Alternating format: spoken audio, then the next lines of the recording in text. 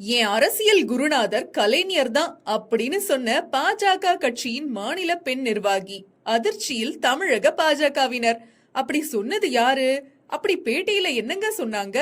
தமிழக பாஜகவின் மாநில துணை தலைவரும் தேசிய மகளிர் ஆணையத்தின் உறுப்பினருமான நடிகை குஷ்பு அவர்கள்தான் முன்னாள் முதல்வரான கலைஞர் கருணாநிதியை புகழ்ந்து பேசியிருக்காங்க.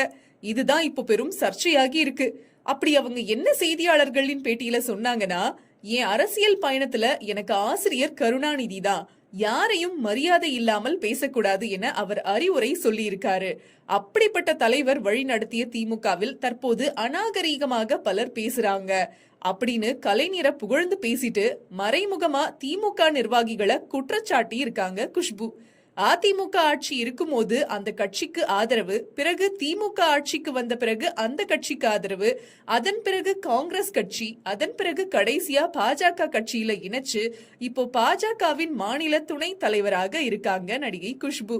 இது போன்ற மேலும் பல செய்திகளை தெரிந்து கொள்ள ஜியோ நியூஸ் தமிழ் சேனலை சப்ஸ்கிரைப் பண்ணிக்கோங்க.